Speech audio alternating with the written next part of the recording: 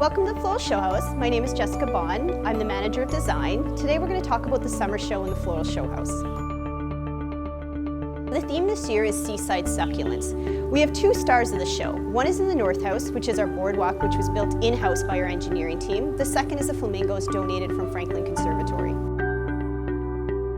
My favorite part about the summer show is probably the center bed in the North House with the boardwalk and the succulents. The way it has this meandering feel and the plantings between the sedums, the senecios and the agaves, as well as the crushed kind of water bed that goes through. A lot of the plant material is there to mimic what you'd see at the beach. The palms and the way they kind of shade the light. It's a real relaxed, kind of calming day at the beach feel. We're trying to use the space more as an opportunity for photographs, selfies, a way that the guests can interact in the beds. Our summer show will run till September 9th. At that point, we'll be switching over to our Rieger Begonia Rooted show.